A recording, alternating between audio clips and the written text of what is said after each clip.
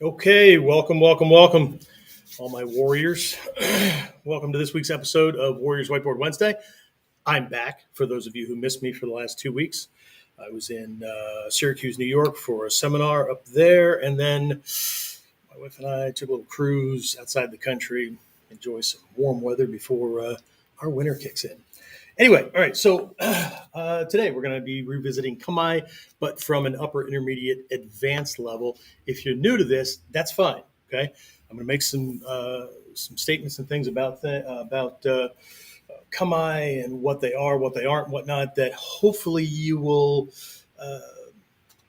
that will help set the stage for you as you progress forward, and you won't fall into what I call the stance trap, right? The stance trap.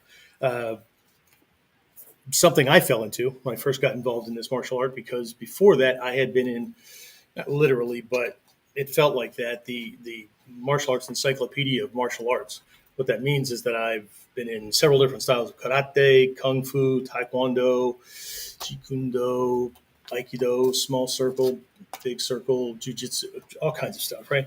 So my perception when I got into this art and we're introduced to these combat postures, right? It's kamae, right? Kamae, not kami, not kamae, whatever. Kamae. We'll get to that in just a bit. But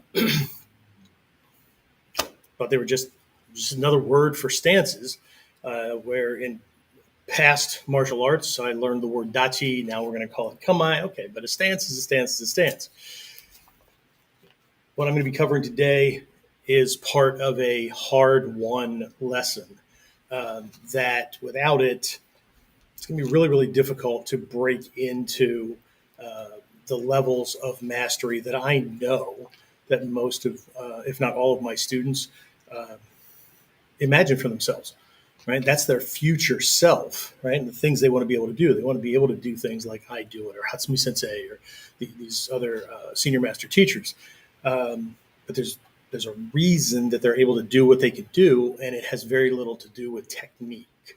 Right? Techniques are just these structures, they're potentials that could bear out in a situation that are actually constructed from these things we call kihon no kihon and kihon, so fundamentals and fundamentals of the fundamentals, right? And so you can argue about which place kamae go, but either way, right? So again, today we're going to dig deep into one of the most misunderstood aspects of ninjutsu, Nippo Taijutsu training, right? And that is kamae, right? Again, most people think of these things as stances, right? One of the first things we're going to do is we're going to break these things down. So hopefully you have a better understanding of how, not only how the Japanese see them or how they're presented in Japanese martial arts, but the reason that the word was chosen, the reason why some systems call it one thing and others call it something else. Okay. Hopefully it'll work out. Right. So what else do I have here for you? Again, kamae are, here's a term for you, living tools. Okay. Hatsumi Sensei, my teacher, has always said, right, kamae are living things. People need to bring their kamae to life. What the hell does that mean? Right? I'm alive and I'm doing this thing. So doesn't that make it okay? So what we're talking about here is, as living tools, right? They are principles, they're tactics, they're even psychological weapons. Okay, they're not just poses. Okay, so I'm going to break them down piece by piece. Take a look at a comparison. We're going to take a look at 5 aspects or functions of kamae as we're bringing these things to life and turning them into weapons, or seeing them as the weapons and control tactics that they actually are. And then I want to add one, right? The kind of this invisible aspect. This is something that I give to my intermediate and advanced students all the time. Right. So if you stick around for that, you'll get that.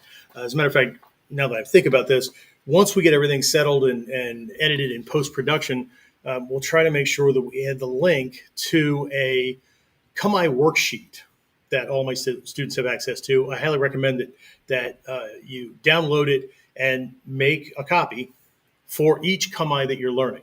Okay, and it's just a place to start, but there are 10 aspects to every Kamae. Right? I broke it down. Arms go even where you look, even where you point your eyes. Okay. So if you want to use that, that'd be great. All right. If not, okay, do you. Okay. So quick note before we jump in, if you're enjoying these lessons, some of you guys are you're repeat offenders, right? You keep coming back week after week. Some of you are brand new or whatever, but if you're getting value out of this, right? If you're enjoying these weekly deep dives, then again, make sure to hit the like button, the subscribe button, those kind of things. The algorithms it helps us, it helps you, but also it also helps other folks. And by all means, if you know anybody, right, that could use this information, especially those who still think that Kamae are just poses, they're just stances, right? Share this with them, okay? Let's get them caught up as well, okay? All right, so let's frame the problem, all right? Students and sad to say, even a lot of instructors confuse Kamae with dachi. Okay, dachi, static stances. Okay, when we think of dachi, horse stance, cat stance, those kind of things. In this is one of those little lessons that I learned along the way, that the word for each of these things and what we're identifying actually is pointing to different parts of the body. Okay, so we're talking about dachi, stances. The name for the stance is actually based on the position of the legs more than anything else. Okay, so cat stance, horse stance, kind of you can see it in the pattern and the positioning, right? Kamae, across the board in the schools that use Kamae, again, there are always rare exceptions, right? But Kamae are named for the position of the upper body and the limbs. In Ninpo Taijutsu, it goes beyond that to the Trikaya or the three bodies, okay? Physical, mental, psychological, right? And the emotional or the spirit, right? What we're projecting, right? There's these three combined aspects, right? But again, the name, the base name, right? Jumonji, figure 10, Japanese write a 10 with a cross, right? Okay. Jumonji, Ichimonji, there's that kanji for one, Hachimonji, right? These kind of things, okay? Anyway, so what else do I have for you? Okay, so that confusion, right? The way when people are confusing these things, okay, this misunderstanding, this we'll call it an error, right? Limits the student's ability to use Kamae as the dynamic tools or the weapons they were designed to be in actual combat, okay, in real Budo.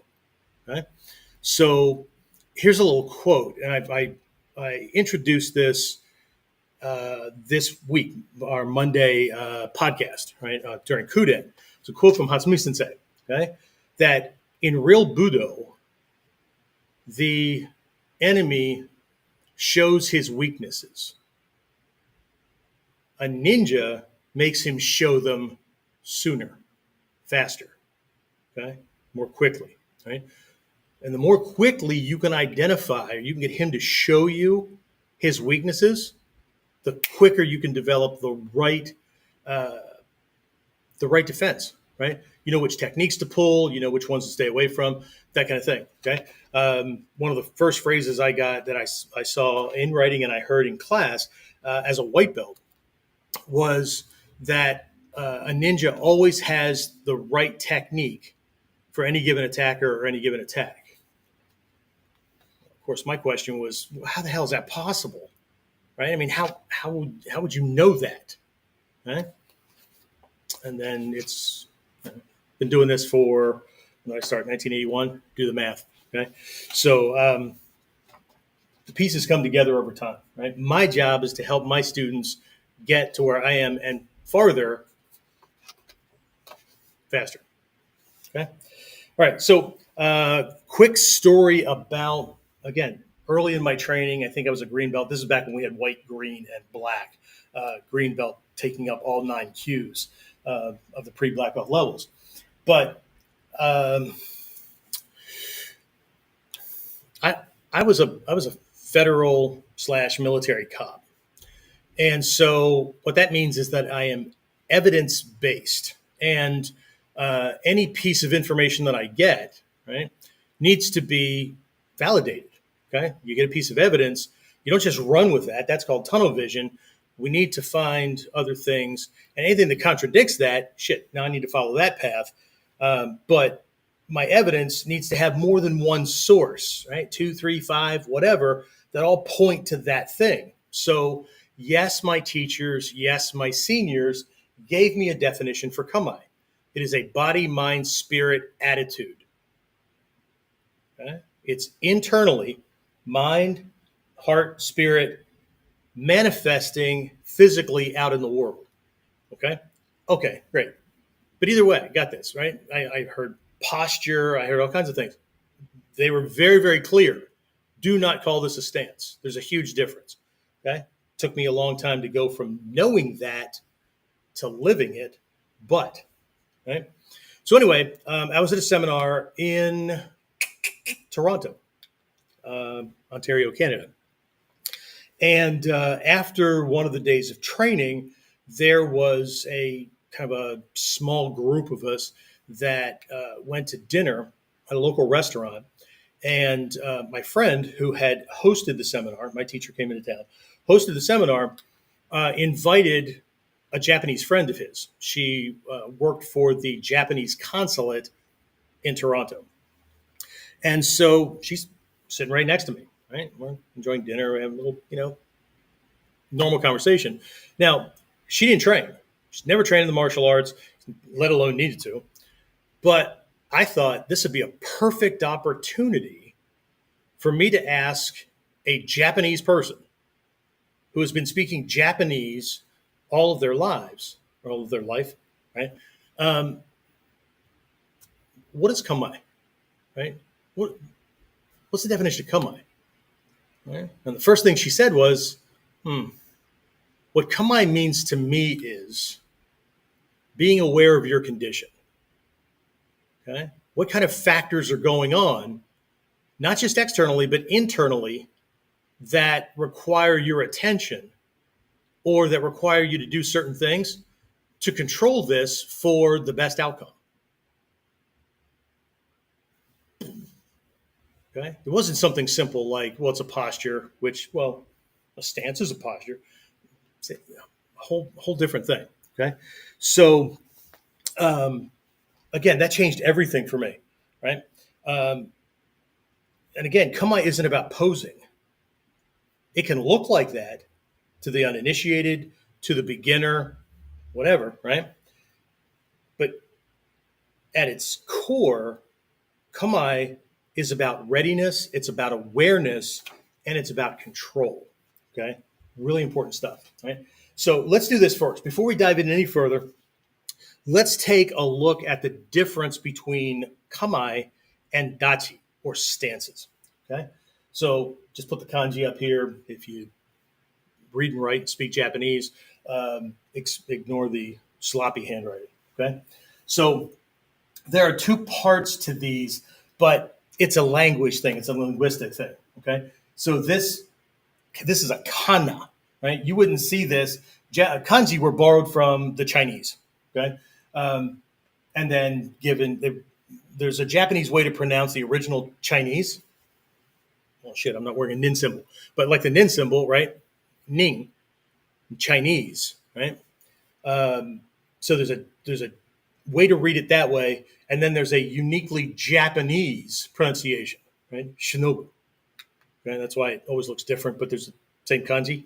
Okay, but the Japanese add a kana at the end. It's for those of you who are language people, right? Okay, to conjugate it, right?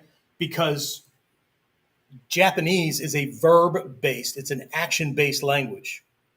Okay? English is an object-subject-based language, and then we tell you about what kind of action or whatever's going on between one of these people, places, things called nouns or whatever. Okay? So this a at the end, right? This is just a conjugation, tool, ending, that kind of thing. The chi at the end of dachi is like a linguistic or a pronunciation kind of thing, right? It's a phonetic ending, right? Phonetic. Okay. The reason I'm telling you that is because for the definition, these are important. Okay. They're important when you're speaking to know whether you're using this kanji to mean an active acting kind of thing, or it's the thing, a kamae. Okay. I'll talk about this. I've talked about this in the past. Maybe I'll get to it again today, but let me just throw this out there. What I was always taught about kamae is kamae aren't something that you do. Kamae are something that you present or you become. Okay? You don't do kamae, you become kamae. Your body is telling the world what's going on in here and in here. Okay? It's not just this pose, right? Pose for the camera, smile. Okay? It's not that. Okay, that smile and that pose, right? Somebody could have be looking at you or whatever, and before you say what, you go, right? But you weren't posing for a camera, right? It was this inner joker or whatever that kind of popped out, and your facial expression, your body language. This is kamae. Okay, we are always in a kamae, whether we're doing martial arts or not. Bored no kamae, happy no kamae, ecstatic no kamae, lustful kamae, all kinds of kamae, right? Very rarely are we posing. Okay? Very rarely are we posing. All right, so anyway, come on, right? So this first part, this kama, is what's important, okay? So again, I made a point of pronouncing this earlier. Kama. Kama, e. Kama. If you say kamae, like COME-EYE, right? Like come and I, you're way closer than the butchery that goes on, right? So kamae, right? Kama, this word in Japanese means to set up. I'll do this. To set up. Let's see. To posture, which is evident for most people. To prepare. Okay. It could mean to take a stance, but it carries the connotation of building or constructing something. Okay. Like arranging conditions to produce or achieve a specific effect. Okay. So again, the A just turns the verb into a noun form or whatever. Okay. So in Budo, and particularly in Ninjutsu, kamae is not just a stance, right? I keep repeating myself, but this bears repeating because I never know when people are going to drop off or jump on, right? Kamae is an attitude of readiness that integrates body, mind, and intent. But it's not just that, right? It implies situational control. Again, one of the first lessons I learned as a white belt was a ninja takes control from his opponent long before the opponent ever realizes that he's lost control. Well, how the hell do you do that? Right? So a kamae is both a physical shape, but it's also a psychological or a psycho-emotional state that influences the opponent. Okay? I am projecting intent and I'm projecting certain unspoken messages across the kukan that control how he thinks, what he thinks I'm capable of, whether he thinks I'm strong or weak, or okay. And when we really understand how to balance both sides to kamae, I'll talk about that in a bit. Both sides, both reflections of a kamae, the kamae will send mixed messages, and then he doesn't know if we're open because we look like we're open, or we're ready because we look like we're ready. So this guy either knows something and this is a trap, or he's a freaking moron and he left himself open. Okay. He'll have to wait to find out. Okay. As Hatsumi Sensei has often said, kamae is what happens inside as well as outside. Okay. It's not fixed. It's adaptable and sometimes even deceptive. Okay. So kamae equals posture plus preparedness plus mental emotional state plus strategic positioning plus, right? I'm going to give you 5 conditions and then a hidden one as we go along. But the short of it is Kamae, it's dynamic. Kamae is alive, okay? And it's situational, okay? So dachi, on the other hand, right? This, again, we talked about this phonetic ending, right? But this kanji here is the kanji tatsu or dachi. You say either way, okay? And so this kamae, or this kanji, means to stand, okay?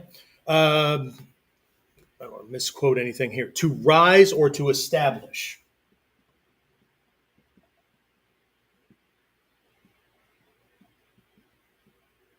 This points more to a base, okay?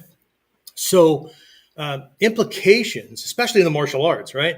In arts like karate, dachi refers specifically to stances, the base that we're operating from, okay? Is it light and adaptable? Is it heavy and stable? Those kind of things, right? So we're talking about the structural leg position, okay? Kibadachi, these different things, right? Okay. It's fundamentally about the legs and the base, right? I said before, okay? Dachi are named for the position of the legs, the base, horse stance, cat stance, those kind of things, right? Okay. Kamae are named for the position of the upper body and limbs. It gets expanded in Ninpo. Okay. So when we're talking about like the legs and the base, right, we're talking about balance, weight distribution, rootedness, that kind of thing. Okay. I've trained in some systems where students are explicitly told to dig in with their toes, right, into the ground like you're trying to grab the ground so he can't move you. Okay. So you can move, you can attack, you can be strong from that base, but you can't be moved. Okay. Dachi implies stability and foundation rather than adaptability. Okay. It doesn't carry the same psychological or tactical depth as Kamae. Okay. It's purely about physical structure. Now, again, that's a general broad stroke explanation. Okay. Are there exceptions? There are always exceptions. Okay. But generally speaking, okay.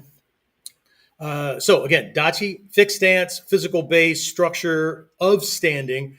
It's static. It's designed for practice and precision, less about adaptability. Okay.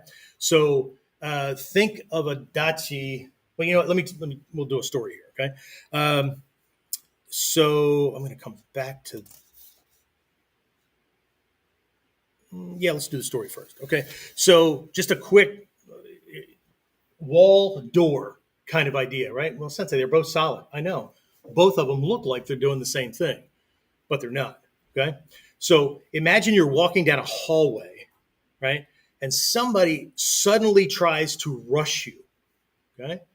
If all you know is dachi, right? If all you know is stability, rootedness, you're not moving me, what's it called?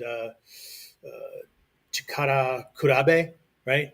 Nose to nose, brute force, competitive kind of things, right? Which is not a ninpo concept. They suddenly try to rush you, right? It's like planting your feet and becoming a wall, which can work, right? Solid, braced, immovable, sounds good, right? Sounds strong, okay? But it's also fixed in place, okay? If he doesn't hit you where you expect, where you've positioned your center and the strongest point of that wall based on angling and things like that, right? Your wall is useless, right? See it happen in sporting events and things like that. You get plowed right over, okay? But if you understand Kamae, it's like being a door instead of a wall, okay? A door, while it's fixed to an extent, right? It can open, it can close, it can swing, it can even deceive, right? Give an example of that, right? Because sometimes the door is locked and strong, right? And sometimes it looks open when it's actually, we'll call it a trap, right? If you ever went to walk through a door and, I don't know, one of your family members were cleaning something or rearranging things in the other room, and they moved a piece of furniture in front of the door, and what you thought was just going to swing open, right? Moved, hit that piece of furniture, and bounced back and hit you in the face. Okay. Or you jammed a finger or whatever because it didn't go. Right. That kind of idea. Right. That's what I mean by deceptive. Right. It looks, it's open. Right. I don't even need to turn the doorknob. And then you walk into something that it's not. Right. Or you've got a door that sticks. Right. Having come out of a recovery of a fire a couple of years ago at the house, doors had to be rehung and all that. And most of the doors, the guy's got it right, right? But we've got this downstairs half bath where the door during our humid months here for summer sticks. Okay. So everybody knows, right? Well, except for one of my kids who just makes a big old noise when they slide the wood against itself, right? Most know, that they've got to kind of pull the knob a little bit away from the jam as they apply pressure to open it. Cuts down on the noise, cuts down on the, all that stuff, right? But let's just say that we've got one of those, and so we're used to kind of like putting our shoulder into it a little bit, or putting a little bit of extra into it because the door sticks. But while you were at work today, honey, or a family member of hers, or she hired somebody, they came in and fixed the door, and then you come in expecting to, and right? Okay. So did the door mean to be deceptive? No, but you get the idea. Okay. I hope. Okay. So the idea here with Kamae is you're controlling what options he sees, right? What he believes and where the fight can or can't go based on his perceptions. Okay. So one more time, we'll just kind of go back to these points here just a little bit, right? So quick comparison, right? Kamae, right, is holistic readiness, mind, body, spirit, strategy. It's dynamic, it's adaptive, it's even deceptive. Okay. Dachi, on the other hand, physical stance. Okay. Legs, base, centric, static, structural, rooted in formality. Okay. Screw up the Kamae. Right. So a lot of folks that, and there is a time when we kind of look at the Dachi aspect of Kamae, where I want you to get the form right. This is not correct. This is correct because of presentation of targets and things like that, right? There's positions, right? This is correct. This is not correct. Okay. At this stage, right? At the shu, in the shuhari, at the shu stage, right? So there is a correct, right? Again, two sides to the Kamae, right?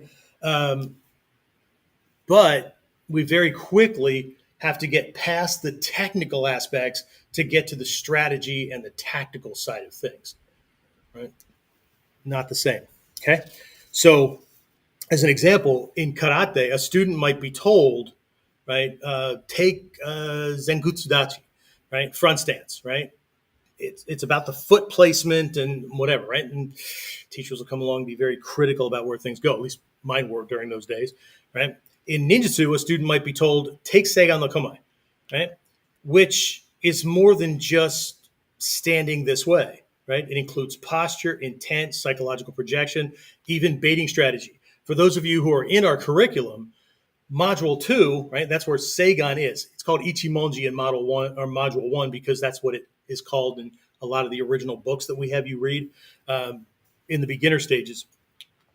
But for Ichimonji, Seigan, or whatever, right? In Module 2, during your first couple of weeks, 6 to 8 weeks, you're getting that thing down, right? Where to point the fingers, making sure that you don't have lazy arms, that kind of thing, right? Right weight distribution, those kind of things. And then as you move through phase 2 and phase 3 of that module, what I start saying is I need to be able to look at you from across the room and feel that you're in Seigan no Kamae because I'm not looking at the picture. Okay? And Seigan no Kamae is Seigan, is Seigan, is Seigan. Doesn't matter if we have a sword, a spear, long staff, doesn't matter. Okay? And it doesn't matter if we have the official form either.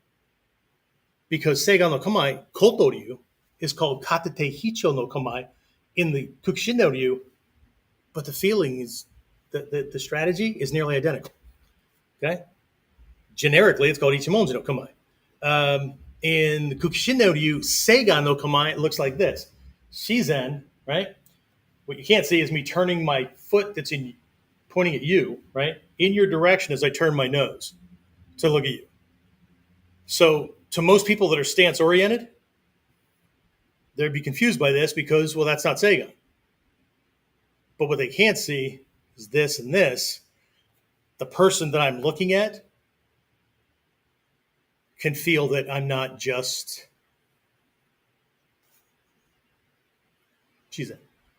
just standing here. Okay? So to master the Kamae is to master our condition. Remember that initial definition that Japanese friend gave me? Kamae is being aware of one's condition. So on one side, it's internal condition, and so we're going to take up postures and do techniques that match the emotional state that we're in, because that's the fuel that's driving the machine. But when we're in control of the situation, or we have time to prepare, we take up the Kamae that allows us to control the external conditions so that they serve me. He attacks me the way I want, from the direction that I want, when I allow it to happen. Okay? Some people call that controlling the kukan, except the Kamae shape determines one edge of the kukan. Okay? In Kotoryu, that's called Kuraidori. Okay? All right, so number next. Okay? So again, going back to the story of the wall and the door and the hallway, right? Which would you rather be in a real fight, right? A wall that hopes the opponent hits straight on and your block, your alignment, and all that kind of stuff matches up, or a door that can open, close, redirect as needed, trip him up, those kind of things, right?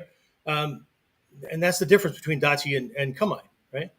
Okay, so today we're going to dissect what I call the anatomy of Kamae. Okay, I'm not talking about where the arms and whatever go. Okay, that's what that worksheet is for. Too many Kamae, too many variables there. I want to take a look at aspects and functions. Okay, because this is where everything changes. This is where we go from a technical skill posed like this to being able to do certain things, or recognize that we can use the Kamae as a weapon or a control device to do certain things to him before I ever touch him physically.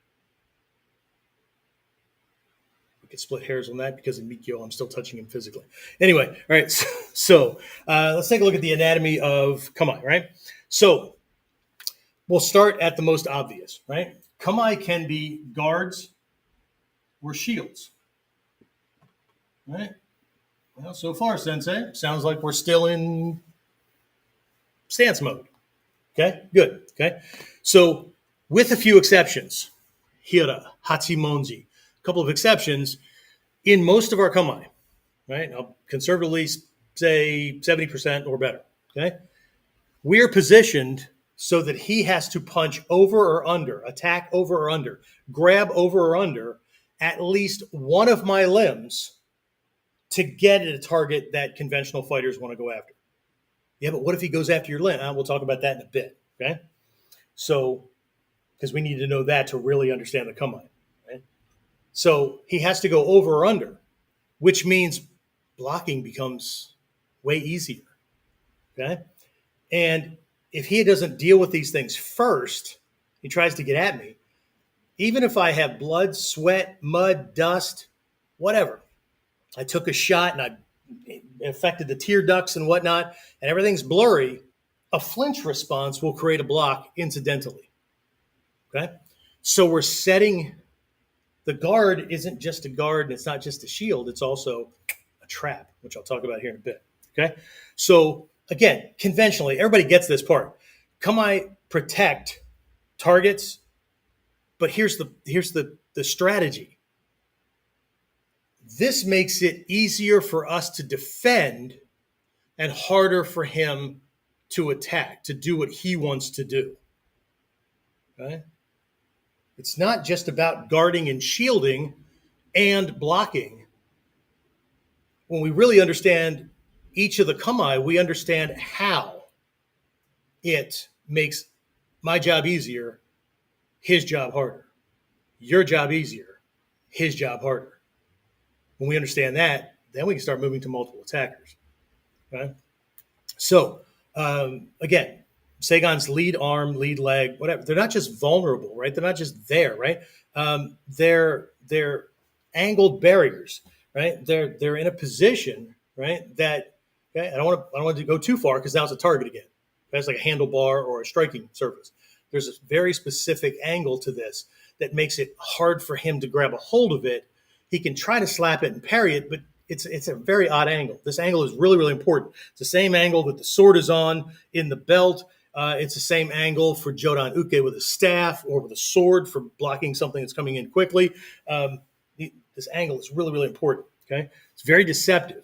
It also hides the length of your weapon. Okay? In ninjutsu, we always hide the length of the weapon. In your kamae, by doing things a certain way, he knows your hand's out and your fingers are pointing at his eyes, but he can't see the length of your arm. And because you're in a low posture and you've broken your legs into pieces, his brain can't put them together as if you're standing up in Shizen, and now he can see your height and the length of your legs and things like that. If he can't discern the length of your weapon, he doesn't know what safe distance is. Okay? So even this one, where it's not in his face, it's down here, it distorts the length of the arm. Okay? It distorts the... Okay? We have to understand what we're attacking, because that's what we're doing. Everybody thinks of kamae as defensive or preparatory launch bases. Okay? That's where we start, but it's not just there. Okay? So we've been talking about this, so we might as well make this number 2. Okay? They are control mechanisms.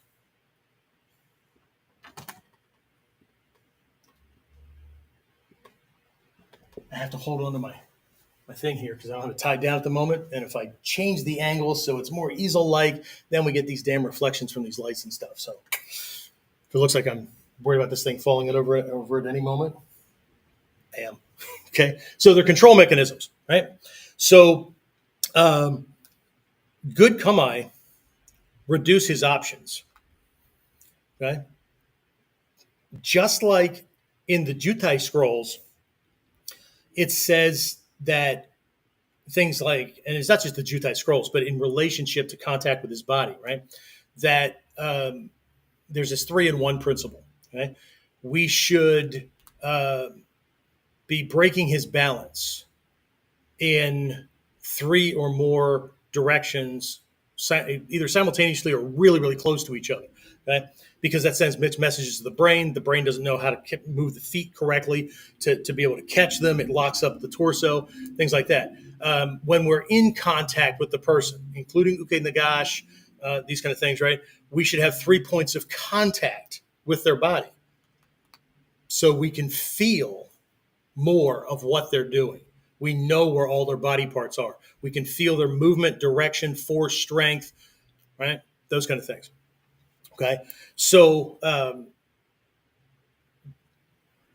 when it comes to a good kamae funnels their attack avenues. And so if we understand what we're doing, right, we're reducing their options to 3 or less. Never less than 1, or never just down to 1, right? 2 or 3 options. Okay? We'll talk about this a little bit more, but it saves you from having to watch for anything, right? It increases confidence. It affects fudoshin, right? You're not going to be so wigged out because you're watching for anything. because you know what you gave him. If you understand your kamae and you chose a kamae that opens windows in a direction and you know where the open windows are and the closed windows and things like that. There's other things we're going to talk about that's very high level stuff. But good kamae reduce his options to 3 or less. Okay. So again, for example, the Gyoko Ichimonji. Okay. Not just the Ichimonji. Ichimonji, Jumonji, and Hicho invite linear attacks, but they're already covered. It looks like we've created an opening, but the windshield wipers are ready to handle those things. Okay. Other straight line things, 1, 2, Bobby, those kind of things, right? Invite circular attacks. Yeah, but what if he doesn't do we'll talk about that in a minute. Okay. Because those are always possible.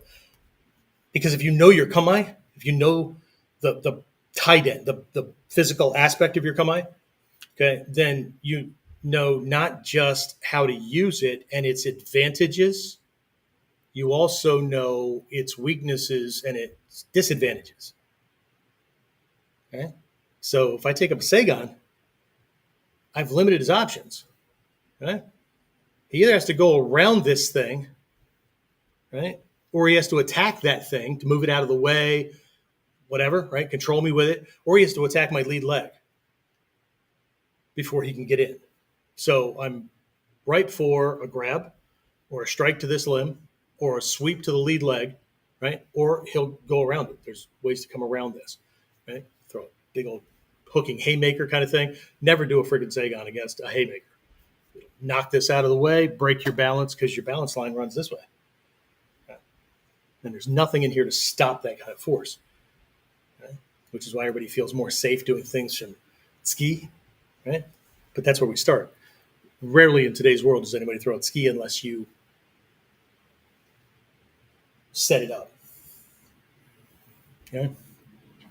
All right. So next, aspect function, Kazushi. Bless you. Kazushi. Kazushi is what? Balance breaking. But Sensei, you said we're not even touching him yet. That's right. Okay. Balance breaking is not just about unbalancing the physical body. Okay. It's not just balance breaking the way most people think of. And I'm going to address this here shortly, but this is just one aspect of our art that if we get the definition wrong, if we confuse it with something else, we're not doing Budo or Ninpo Taijutsu. It doesn't mean you're not just fighting. Nagato Sensei has talked about that in class, right? If your taijutsu sucks, if you're not doing things correctly, right? That doesn't mean you can't win. You're just fighting. Okay? We're supposed to be more than 3 steps outside the cave. Right? Otherwise, you're wasting a whole lot of time, effort, money, things like that if you're just going to turn this into grog hit. Right? Hulk smash. All right. So what else is Kazushi applied to? Okay. Because again, there's a lot of systems where Kazushi is physical balance breaking. That's all it is. Okay. But we're not in those systems. We're in ninjutsu. Okay. Need to never forget that. Okay. So in ninjutsu, Kazushi is also breaking his plan, his agenda, breaking his focus, or breaking his will to fight, right? Breaking his breathing, breath rhythm, right? Breaking his brain's ability to process information linearly, which means quickly. Okay? When we do uke nagash, when we make those 3 points of contact on the body, or even in Takagi Yoshin and Shinden Fudo Ryu, when they grab and we do these little receiving hand kind of thing, still uke nagash, right? When we do these things, it sends conflicting information to the brain because I'm touching him here, I'm touching him here, I'm touching him here, right? The body is wired to go 180 degrees away from danger. Which 180 degrees? If I come in on him for an sotonage and I'm touching his shoulder over here and I'm pulling down, so I'm pushing on this one, pulling down on his sleeve over here, and I have my thigh up against his thigh, where's 180 degrees? how does the brain effectively neutralize that quickly? This is without even thinking about him going off his heels to be dumped. Okay. So let's see. Yeah, I already gave a couple of examples. So I don't need the one I wrote down. All right, let's look at another one, right? Bait. Bait. We all know what bait is. It's a lure, right? It's something that is very attractive to the animal or the target that we're going after, right? If I'm going fishing, depending on the fish, depending on the waterway, okay? Around where I live, right, there's bass in the local river, and there's lots of different types of lures and baits that they'll go after, but their primary source of food is something called a hellgrammite. It's this little multi-segmented black or dark brown kind of thing with these pinchers, and then there's pinchers or claws on the tail end that allows them to hold onto rocks and catch food as it goes by. What the hell is that? Why does that matter? Because I go fishing for hellgrammites first, turn over rocks and whatnot, catch them in a net, pull that little thing off the tail end that's going to anchor them to rocks, right? Because the first thing you're going to do is swim back down to the rocks and then latch themselves, and then I'm going to lose bait, right? I'm going to end up killing them. But the hook goes through the biggest segment right here. And I just cast it out and let it do its thing. I can't move bait. I can't move a lure in the water any better than the bass's natural food source. It knows exactly what that looks like. And it out in the open when it should be hiding in the rocks, oh, the bass are. And then if I go during a certain time of day, it's two very high points of the day, and in a certain areas where there's cover and there's certain variables, I toss that out. I have my limit, which is 6 in this state. I have my limit within 30 minutes because I set everything up and I prepared properly. Bass doesn't stand a chance because he can't resist dinner. Okay? It doesn't look like a maybe. He doesn't have to make any decisions. It's fucking too good to be true. Shit, I'm hungry. And he just goes. Okay? So what is it about Kamae? Right? To understand bait, we have to understand what other attackers, other fighters, other stylists see as targets. Because guys that don't sweep the legs, you can make lots of mistakes with your Kamae, and you don't have to worry about it. Okay? We typically, Koto Ryu has some of these little sweeping lateral shin kind of things. But we typically don't have sweeps, right? But there are other fighters that do, okay? So against them, if I take up an Ichimonji or a Seigan or one of these profile positions with that leg way out there, I better be really good at my Kamae. Because everybody, if you do what you should be doing later on in your training and sparring with other practitioners, call it trading information, whatever. Okay. That'll pressure test things. Okay. But if my Kamae is not correct, where I can just pull that leg and go to Hicho without cheating the Ichimonji. See, the new student with Hicho tends to cheat Ichimonji so that they can go to Hicho quickly. But what that usually means is they bring their legs closer together. So if his legs are longer or he's swinging a damn club at you, you can clear your lead leg and he can still clip the back leg and then you're screwed. Okay? So we have to be careful, right? We really have to know that Kamae. So when you're dealing with these guys that parry or things like that, right? When you get this hand out there in their face, right? They're either going to try to grab it, they're going to try to knock it aside, they're going to grab it and pull you because they're going to try to control you with it. They're going to attack it, right? Or they're going to go after the leg. How do I know that? Because everybody in that realm that I've ever sparred with or that has come into the dojo from that arena, when we teach Ichimonji, they go, that's stupid. He can attack your front arm and he can attack your front leg. And I just smile and go, looks that way, doesn't it? Okay. But we have to have the hara correct. We have to have the weight distribution correct. We have to have the weight on the bottoms of the feet correct. We have to know which muscles we're firing. And we have to be able to go from one Kamae to the other without leaning to do it. If we have to move our torso first, we're screwed. Okay. So here's how I want to present this, right? The omote is the invitation. Okay. I already did that. Okay. I look open straight on. I look open straight on. I look open straight on. Okay. They have no need. And if my distance is right, a hooking thing isn't going to get me anyway. Okay. But I'm giving, there it is. Okay. But the feeling in Hoko is anything you put in here, I'm going to break anyway. So I'm expecting that. So I've adapted this. Okay. If he has a knife, yes, I will bleed, but I won't bleed to death. It's different. Okay. Nobody commits suicide by going, they do. Okay. Here, right? That's the bait. You're the bait and the trap. Okay? We need to recognize that at one aspect of the kamae is it's a trap. Okay? It's like those bear traps where they open the thing up or whatever the thing they're going after, and then they put the bait right in the middle. The animal goes in, steps in there, pow. Okay? That's your kamae. Okay? So it's a showing an invitation, right? The ura, the deception part is that setting is a trap. Okay? These fighters that fall for this kind of stuff should remember what mom taught them. Looks too good to be true. It is. You're getting screwed. Okay.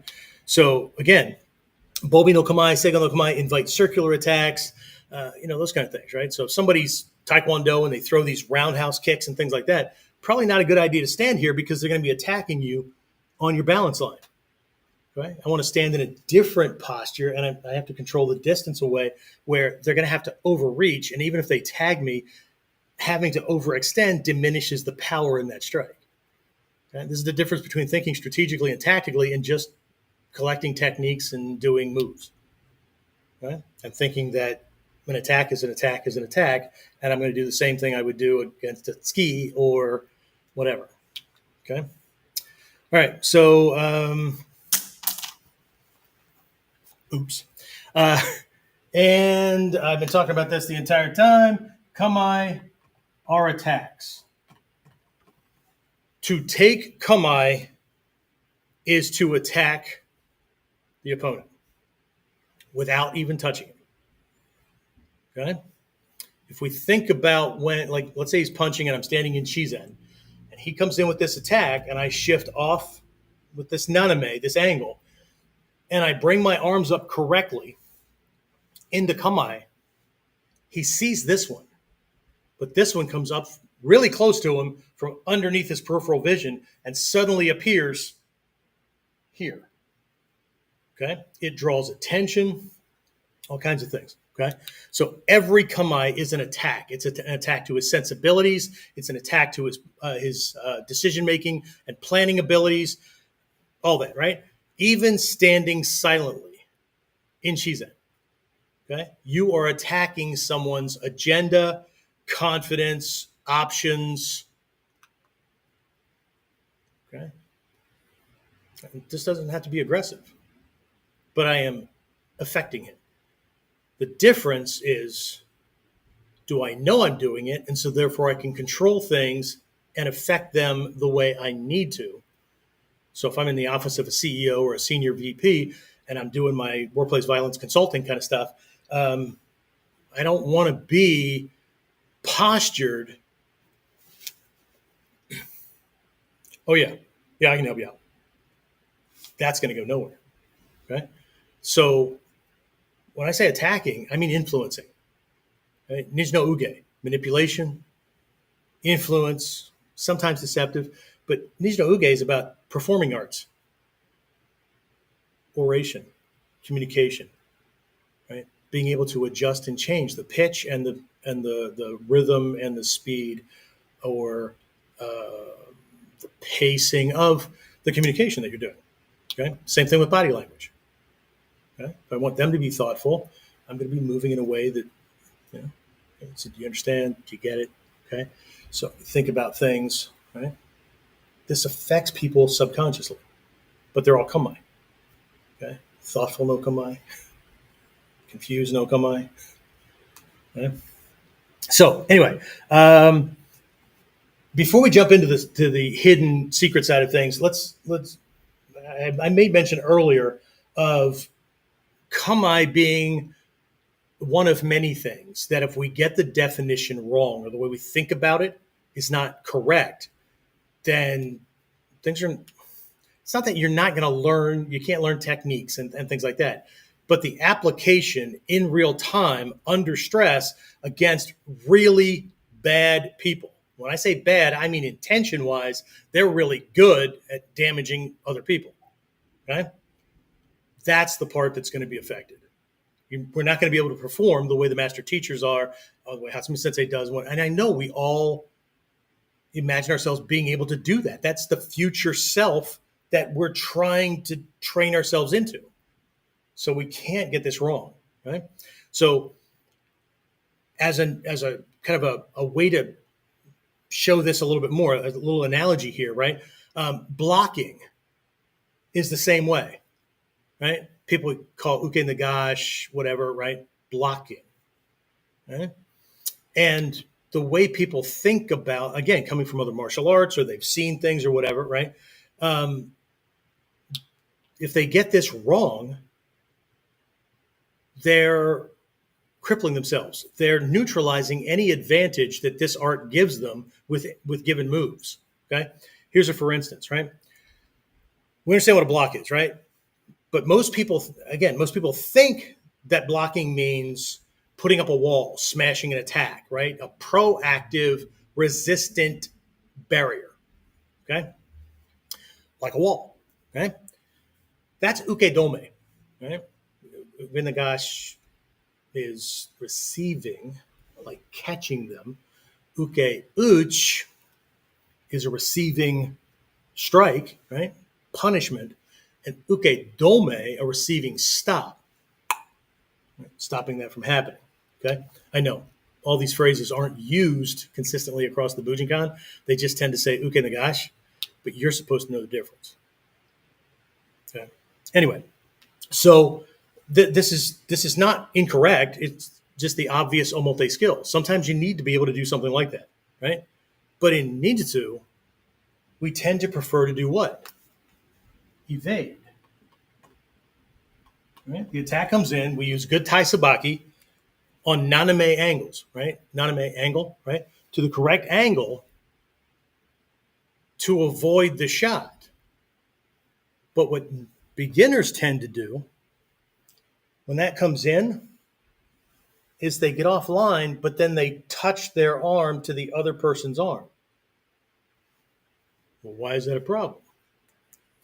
It's a problem because, again, what the hell is it called? Chikara Korabe, right? This head, nose to nose, direct contest kind of thing. Not us, right? So I'm not blocking it to go. Do we have things like that? Yes, but that's not the general Bujinkan approach, right? So he comes in and he does that attack, and I shift offline. I may not have time, right? I may be covering something else. I may be, well, my grandson's now 6, so I'm probably not carrying him, but I might be carrying something important. I might be moving my wife out of the way, whatever. I might be going for a weapon, okay? So my body, my arm's not going to be out there, okay? But what is the purpose of the naname? What is the purpose of this type of taisabaki? Most people, I can hear it across the cyber waves. Most people say, well, to make him miss, okay? That's the omote. What I'm doing is making him waste a shot. Okay? I'm making him waste a shot. I understand. Well, how's that different from missing? The way I think about it. Because while he's busy missing, I could be using this arm for something else, drawing that weapon or whatever. But if I try to do that or attack while he's waiting, well, that's kind of dangerous because he could block, he could counter, or whatever. So we typically counterattack while he's busy doing something else. He's missing, he's stumbling, he's reloading, those kind of things. There are these gaps. Talk about that in other training, okay? So But what I need you to see, I don't need you to see. What I'm going to suggest that you do is look at the evasion as the block. But Sensei, you said don't touch him. Correct. What is the purpose of a block? To prevent the weapon from engaging with the target. If I evade it, did I not prevent it from engaging with the target? The Tai Sabaki is the block. If I touch his arm to block something that was now never going to touch me because I got out of the way, I just wasted a shot. So I'm going to waste a shot while I made him waste a shot. I just neutralized my advantage. I neutralized that window of opportunity to end this thing quickly. We can split hairs on definitions, but you can't split hairs on strategic application. Okay? You can think about this stuff any way you want. What I'm highly recommending is that you think about it in line with the principles and concepts that this art is built on. Okay? So if we can't not touch his arm, just like when we start sparring, students doing sparring in randori and whatnot, right? Their first thing they have to learn how to do is go to Kamae, no blocking, nothing like that. No matter what attack comes in, they have to find the right angle and avoid and go to Kamae so that his next attack is harder for him to get a good target than the first one was. And the next one's harder than that. And then your job stays easy. His job gets more difficult. Okay. This feeds into that secret that's going on over there. Okay. So, but and then the second level of the sparring or the randori is when he throws these things, I learn to move and counter strike or uke nagash or whatever, right? But later down the line, fourth phase of sparring randori work here with us is we go back to phase one, no-handed. I don't care if I have to tie their hands behind their back, they reach back and grab their belt or whatever, because we want to make sure that somewhere along the line, they didn't initiate the arm before the movement because they have this moral imperative that they have to tag his arm.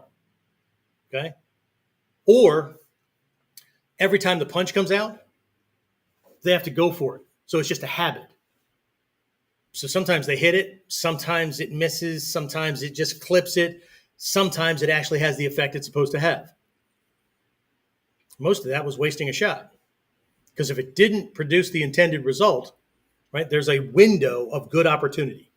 Alignment-wise, angle-wise, distance-wise, timing and connection-wise, there was a right-ish realm. Okay? Anything else, waste a shot and shows him your moves, which makes it highly unlikely that you're going to be able to do the same shit again because now he's on the lookout for it. Okay? We're catching other people's secrets, not giving away our own. But you'd never know that with the way people describe things. Anyway, so as a part of that second level, they have to learn to do the Kamae evasion and know when they actually have the uke nagash, the uke uch, right? Which one? And they get it, and they keep working that until it becomes instinctive, intuitive, not memorized. Okay? Because he can do whatever he wants. Right? My job as a ninja is to fit in with what he's doing. Let him lead the dance. Okay? That's what Satsumi Sensei said, right? The opponent, the enemy, shows you his weaknesses. A ninja gets him to expose those weaknesses faster. We're heading in that direction. Okay? So I have to put this stuff into context, right? But my job is to make him waste a shot, not me wasting shots.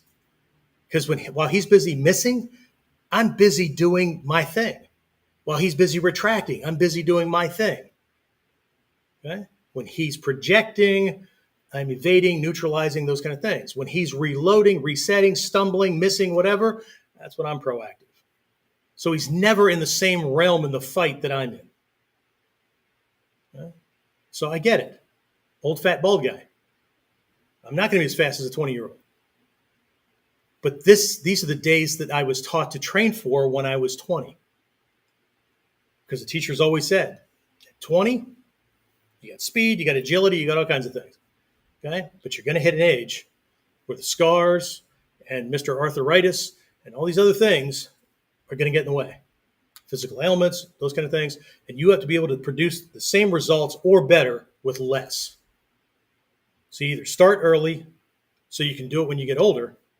Okay? Best time to start that kind of training? A couple of years ago. Second best time? Today. Okay? Because it's going to catch up on you. Okay? That's the reason why in most martial arts, the senior division in sparring is somewhere between 32 and 35. Seniors? Shit. Okay? Anyway.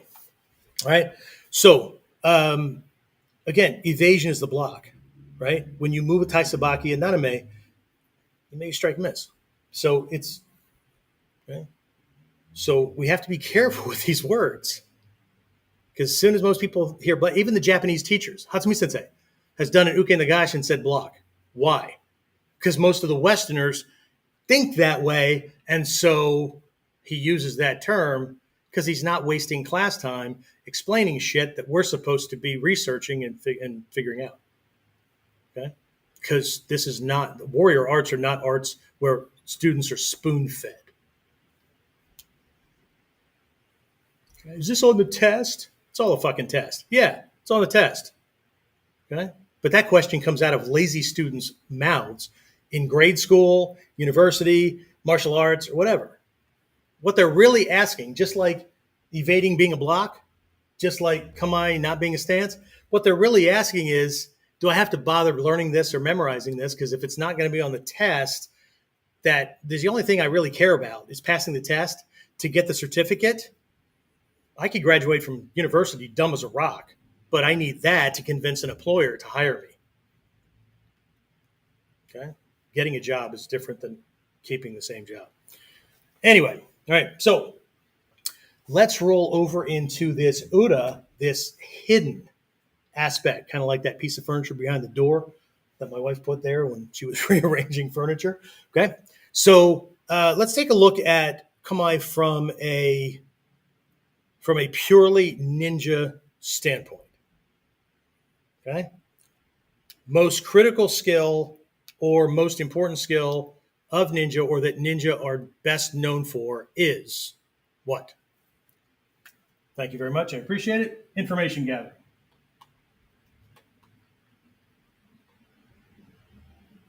Okay, information gathering.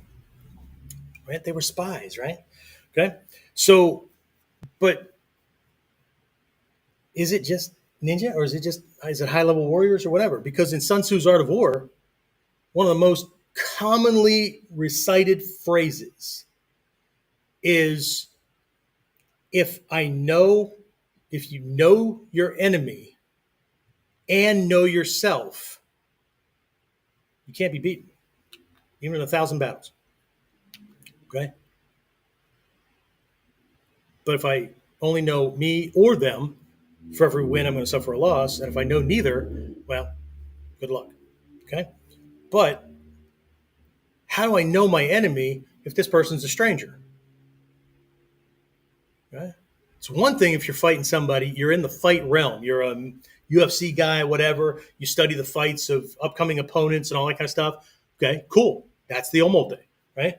Or you get attacked by a friend and you've seen him fight before. Okay? Or he fights like you. That's easy.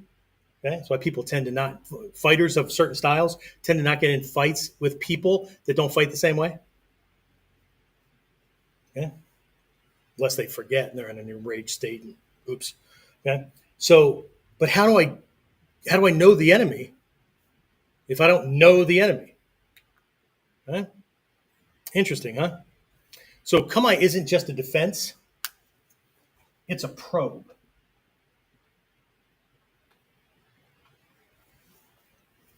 It's a testing device. It's a vetting device. Okay? For those of you in the training, right, we have those 5 Ds of effective self-defense strategy: discern, defend, disrupt, deliver, discern, right? What is discern? Well, Sensei's paying attention to how he's coming in, how he's holding his body. Yeah, keep going, okay? Awesome, okay? Because that gives me clues and cues about, like, is he a hook puncher? Is he a jabber? Does he have that, like, lead leg kind of sneaking out there because he's probably a kicker, right? Is he like and if he is a puncher, right? Is he this guy? Is he this guy? Right? They all have their thing. Okay. So that's a good start. We give people that for a good start, right? What kind of clothing is he wearing? Shoes to ground match. Same thing with mine, right? What's going to work best for me? What's going to work against him? All good stuff. Okay. But let's say that this guy walks up on you in an intimidating way, right? And he doesn't have any signs or whatever, but you get that feel that shit's a little off. Okay. Right. So what do I do? Okay. So discernment, right? The first of the 5 Ds means we're just going to look at 3 things here. Okay. One is to frustrate him into overcommitting or dropping his cautionary training. Okay. Not committing when it wouldn't be safe. Okay. So we can do that in 2 ways. One, we can match his fight style with a Kamae that jams up the way he normally fights. Okay. So if he is this guy, just general, this guy right here, right? I can take up this, or I can take up this. So now my hands are floating and my arms are floating on his paths. And if he does decide to throw this, right, we've got movement. Okay. The other way I can do it is with the Taisabaki Naname evasion. Because every time he misses, this messes with their confidence in winning, right? Those kind of things. And this evasion stuff, this is cool. This is why we don't do the same thing more than twice, right? Because we're unpredictable now. He can't project out in front and know where we're going to be when we get where we're going. But if we can keep him in the realm of doing what he does and we can ferret that out, then we'll know where he is. And I know the perfect technique or strategy to use against this attacker. Okay? I'll get to that one. Right? But I want to frustrate him into overcommitment. Okay? Because if he comes in harder, faster, or whatever, he can't stop and change direction as fast. Because inertia and all the shit we didn't want to learn in physics class are still operating. Okay? I mentioned the unpredictability, right? So it keeps him guessing. Keep him guessing. Okay? So while we could do the evasion stuff, we could actually do it even before that. He starts moving in, and I take up a hira to communicate, I don't want to fight, right? He sees a certain thing. As he gets closer, remember, as he got closer, think about the way you fight. As he got closer, he's already formulating that plan, and then I take that away. And now he needs to freaking reformulate the plan or carry on with it, okay? But all the while, he's been showing me, as he's been positioning things, the information I need. He thinks he's been getting the information he needs, and then I take that away. And as he gets closer and closer, I might shift, right? I might shift.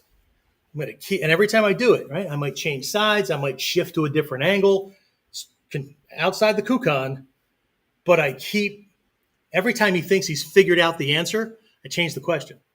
I change the problem he needs to solve. Because that's what this is.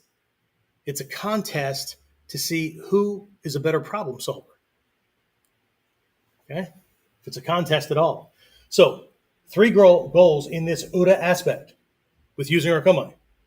Frustrate him into overcommitment. Okay? Make him break his fight style. Keep him guessing so he never knows what you're going to do next. He can't be sure of your defensive actions. Okay? And the last one, which I've been warning up to, is it allows you to watch his patterns.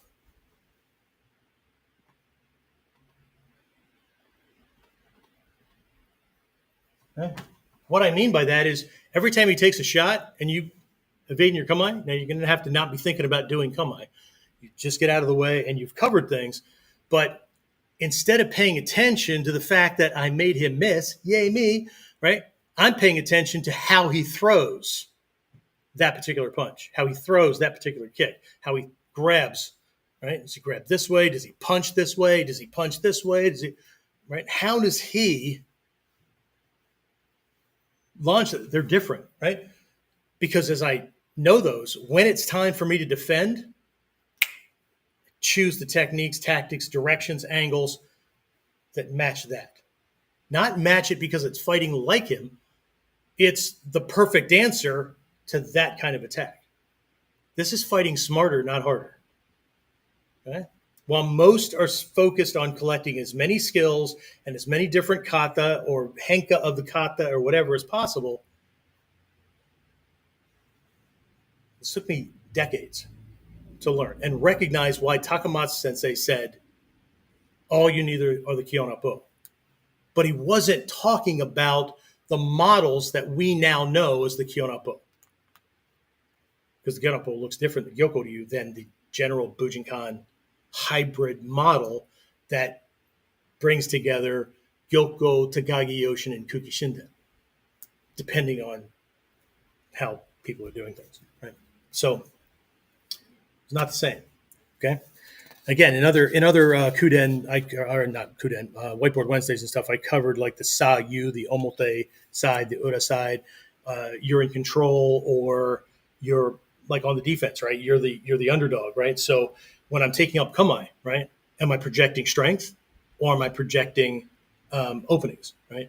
Am I in defense mode, or am I controlling him proactively, or am I doing it in kind of a shadow realm where I'm taking up Ichimonji no Kamae, which says, if you touch me, I'll kill you, which I could use to stall somebody who seems a bit weak-hearted.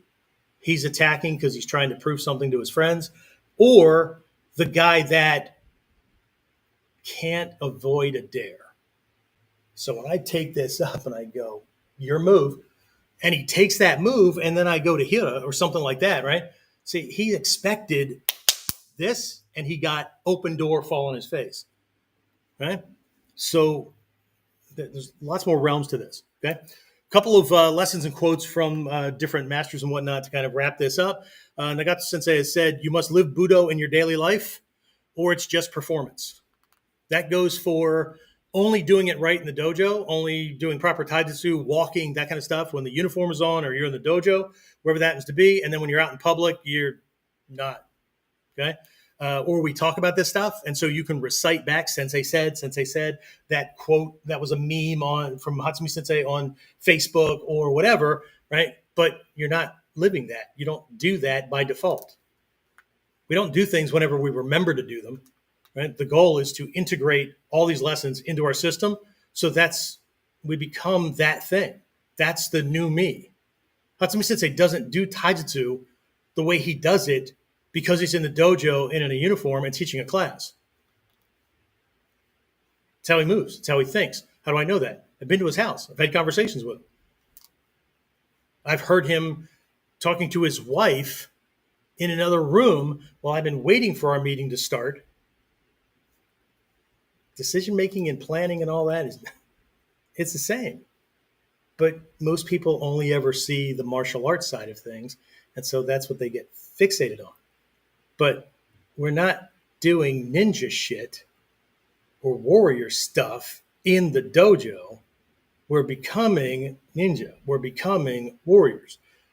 To be that thing is to think, speak, and act in very specific ways.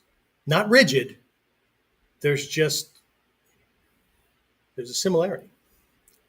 Okay? Just like Paulie Zink in Drunken Monkey Kung Fu, and Paul Vunak in Jeet Kune Do, and Hatsumi Sensei in Ninjutsu look different physically.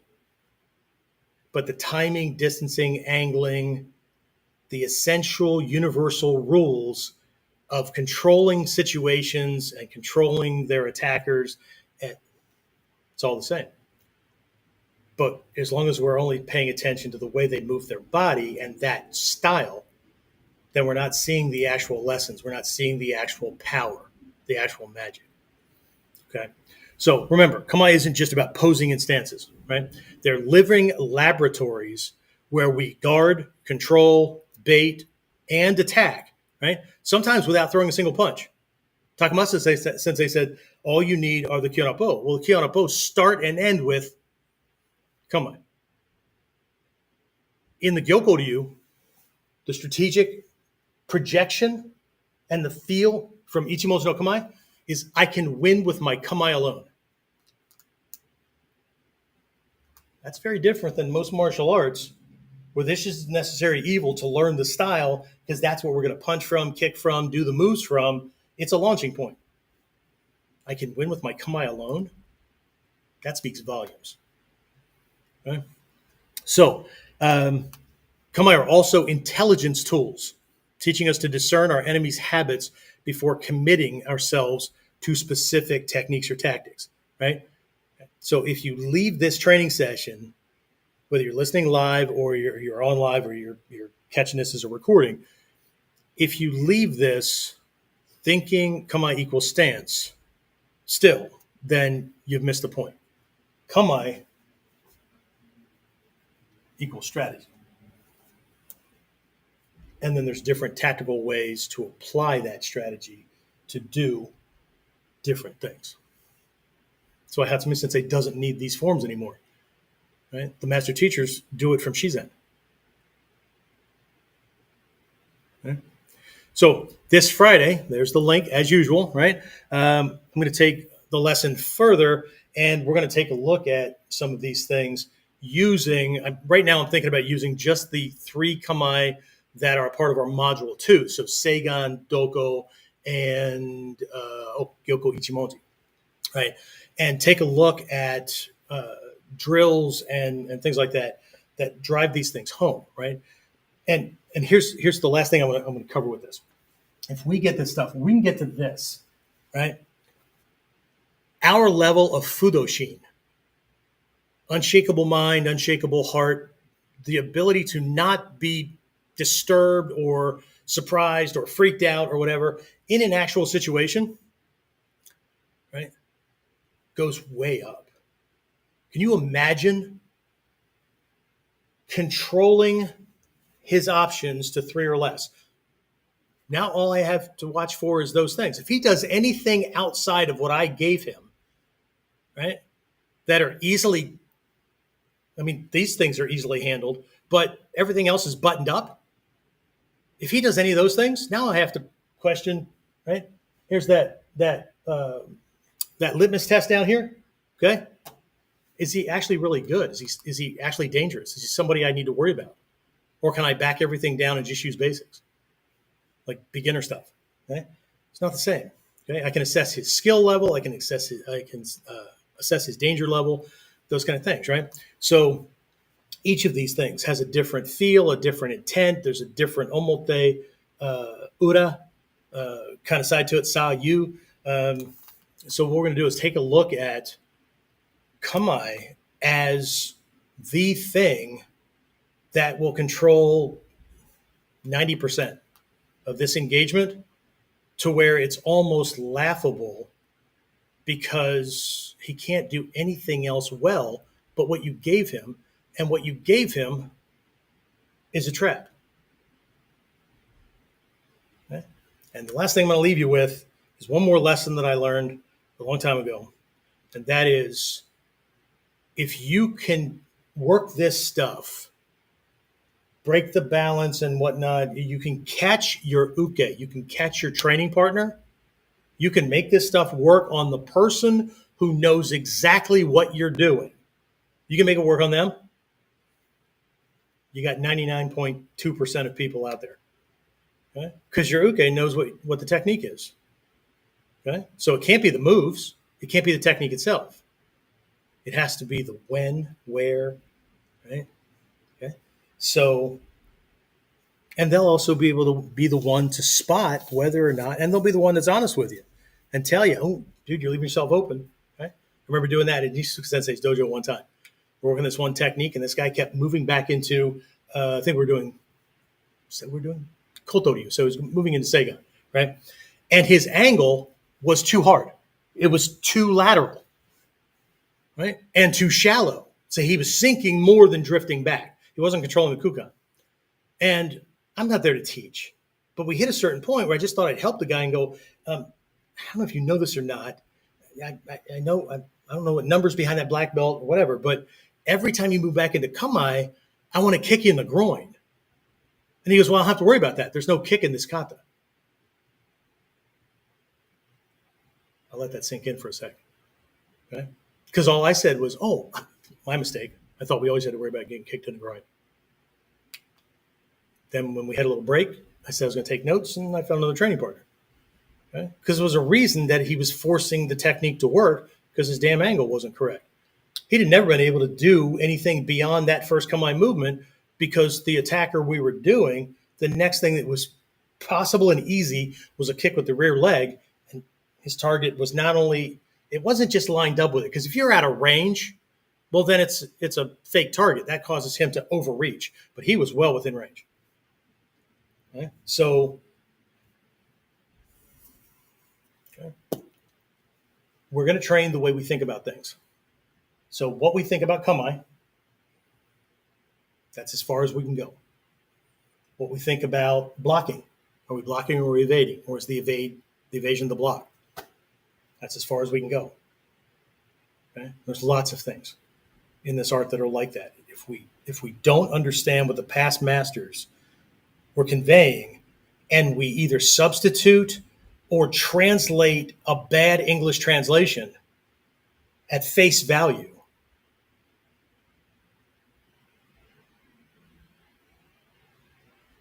it's kind of what keeps ninjutsu hidden in today's world, even though everybody thinks it's out in the open. It's as secret today as it ever has been. Okay? So, and that includes inside the art itself. All right. So that's it. I'm going to go ahead and wrap this up. I hope I will see you for Friday's class. If not, no harm, no foul. But if you go there, everything's set up. It's $9 for the class. It's a 75 to 9-minute class. Even if you can't make it, you sign up for it and you'll get the recording. So you'll still get all the lessons and whatnot. But if you sign on, we can interact and you can ask questions and all that kind of stuff. But either way, one way or the other, if you do, great. If not, see you in the next training. So whether I see you or not, hopefully I'll see you again for next episode of Warriors Whiteboard Wednesday.